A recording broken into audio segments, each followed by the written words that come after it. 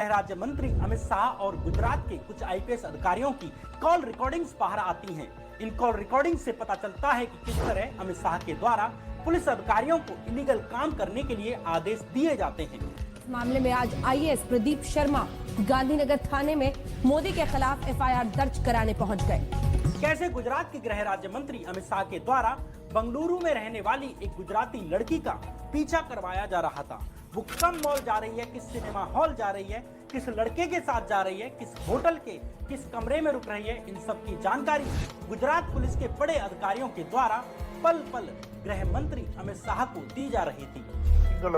Sir પેલા લોકો નીકળ્યા ના સર બસ હવે તૈયારી છે હમણાં 10-15 મિનિટ જમવા કરવા નતા ગયા ના હજી તો થિયેટરમાં છે જી રાતના ધ્યાન રખાવજો જી वो भी एक दिन नहीं, 2 दिन नहीं बल्कि 1 महीने से भी अधिक समय तक गुजरात पुलिस के सिपाही इस लड़की के घर के बाहर, होटल के बाहर, जहां तक कि अगर वो एयरपोर्ट जा रही है तो एयरपोर्ट पर भी छुपकर उसका पीछा करते। એને એડવાન્સ હોટેલ પૂછી દો જી સર એટલે કદાચ છટકી જાય રસ્તામાં તો પછી હોટેલ પર આપણે राइट। एक दिन तो ऐसा भी होता कि जब वो कहीं जाने के लिए हवाई जहाज में बैठ जाती है तो एक सिपाही चुपके से उस हवाई जहाज में उस लड़की का पीछा करने के लिए बिठाया जाता है। सर આપણે કોઈ માણસને બોમ્બે બેસાડી શકીએ એમ છે સાહેબ જોડે ફોર્મ મારી દીધું જી બેસાડી દો ને કોઈ હા તો મને રવાના કરી દો સર હમણાં એવી ફ્લાઇટ રવાના थोड़ा पैसा भी बेचा दो जी लेकिन सवाल यह है कि क्यों अमित शाह इस लड़की का पीछा करवा रहे थे? वो आदमी कौन था जिसके बारे में अमित शाह अधिकारियों को बोलते थे कि साहेब का आदेश है?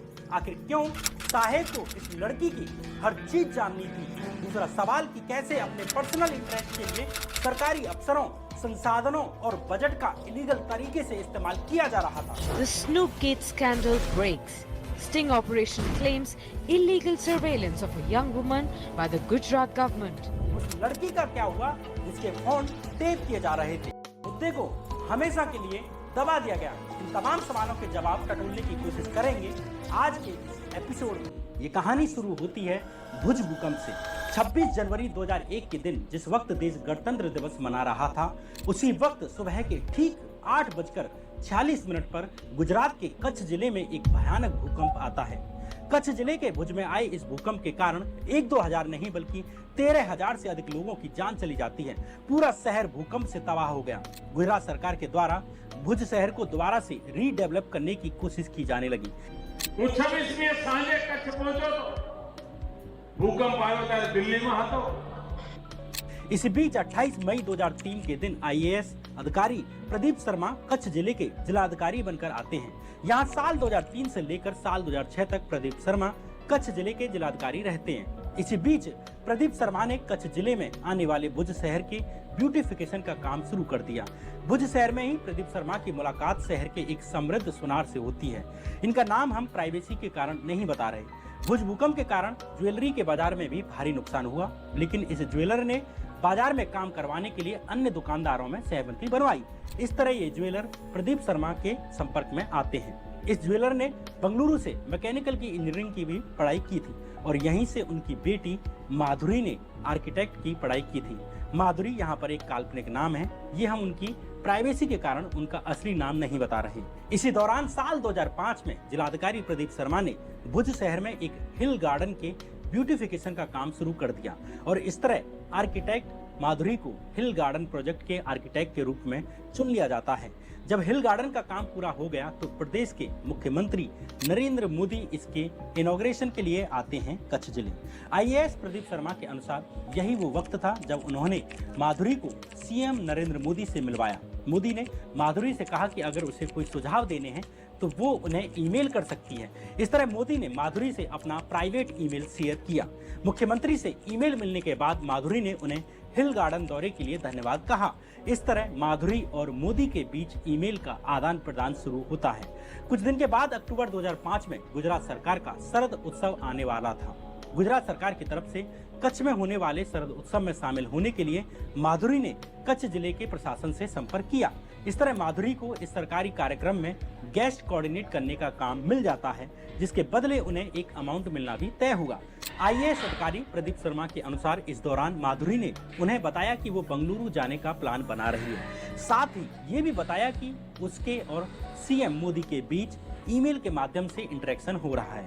प्रदीप शर्मा ने एक टीवी इंटरव्यू में ये भी दावा किया कि सीएम मोदी की माधुरी में इतनी अधिक दिलचस्पी बढ़ गई कि उन्होंने माधुरी से कहा कि वो एक अलग ईमेल बना ले। बाद में मोदी ने उसे बातचीत करने के लिए अलग नंबर लेने के लिए भी कहा। I do remember her telling me that he had asked her to open a separate account for his email, and then from there they graduated to mobile phones, and again he had advised her to keep a separate mobile phone. IAS Pradeep Sharma के अनुसार शरद उत्सव आने तक मुख्यमंत्री और माधुरी के बीच message पर बात होनी शुरू हो जाती है। यहाँ ये बताना जरूरी है कि माधुरी प्रदीप शर्मा को अपने गार्डियन की तरह मानती थी, क्योंकि प्रदीप शर्मा ने उसके करियर में भी हेल्प की थी और माधुरी के परिवार से भी उनका मिलना बैठना था। यही कारण है कि जब भी वे माधुरी से मिलते तो माधुरी उन्हें मोदी से चल रही बातचीत के बारे में बताती। She found upon me a guide who could advise her. She would take advice from me on. IAS अधिकारी यानी प्रदीप शर्मा के अनुसार जब शरद उत्सव आया तो सुबह के करीब 7 बजे वे मुख्यमंत्री नरेंद्र मोदी के साथ खड़े थे। तभी माधुरी वहां आती हैं। दोनों की बातचीत से पता चल रहा था कि दोनों के बीच बात हो रही है। प्रदीप शर्मा के अनुसार इसी फंक्शन में माधुरी ने उन्हें बताया कि वे जब चाहें तब मोदी के ऑफिस जा सकती हैं। अगर मोदी मीटिंग में भी होंगे तब भी सीनियर अधिकारियों को छोड़ वे उससे प्राइवेट बात करने के लिए मीटिंग से बाहर निकल आएंगे। प्रदीप शर्मा आगे बताते हैं कि मार्च 2006 में शाम के करीब 5 बजे माधुरी ने उन्हें कॉल किया कि वो लेकिन जब उन्होंने वापस माधुरी को फोन किया तो उसका फोन स्विच ऑफ आने लगता है। इसके 2 दिन बाद जाकर माधुरी का उन्हें कॉल आया। प्रदीप शर्मा के अनुसार माधुरी ने उन्हें बताया कि इन 2 दिनों वो सीएम नरेंद्र मोदी के निवास पर थी। इसके बाद माधुरी भुज आती हैं और प्रदीप शर्मा से मिलकर नरेंद्र मोदी और अपने बीच की बातचीत के बारे में बताती हैं।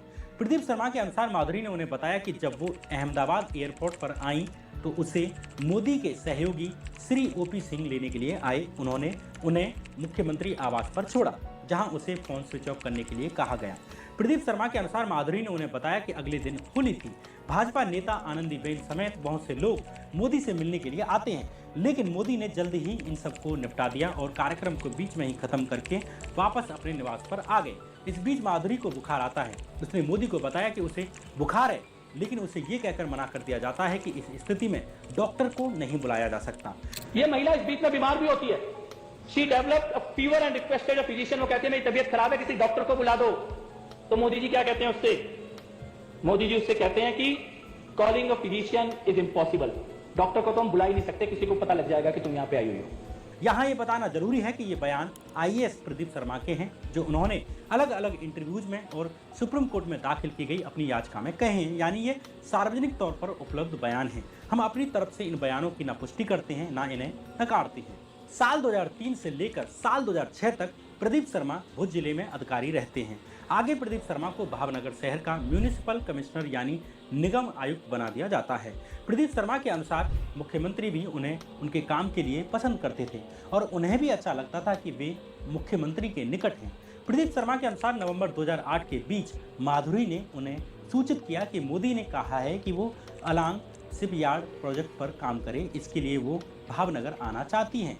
अलंग शिप ब्रेकिंग यार्ड दरअसल गुजरात की खंबात की खाड़ी में मौजूद अलंग नाम की जगह पर मौजूद है, जो भावनगर जिले में आता है। यहाँ पानी के जहाज़ों को ब्रेक किया जाता है, यानी उसके पार्ट्स को अलग किया जाता है। प्रदीप शर्मा के अनुसार भावनगर आने के बाद माधुरी नरेंद्र मोदी से लगातार संपर्क में थी, जबकि नरेंद्र मोदी उस वक्त विदेशी दौरे पर थे। संभवतः वे साउथ अफ्रीका में थे।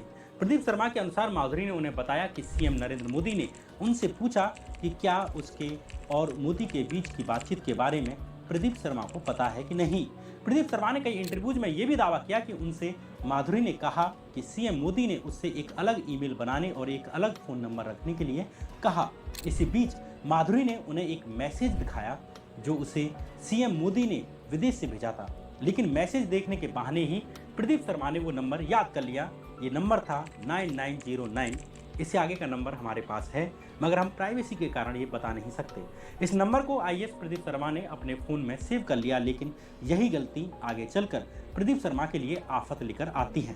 प्रदीप शर्मा के अनुसार जब उन्होंने नंबर सेव कर लिया तो 1-2 दिन के बाद किसी और को कॉल करने के चक्कर में उस विशेष नंबर पर कॉल चला गया। जब किसी ने नहीं उठाया तो अचानक उनका ध्यान गया कि उनसे गलती हो चुकी है।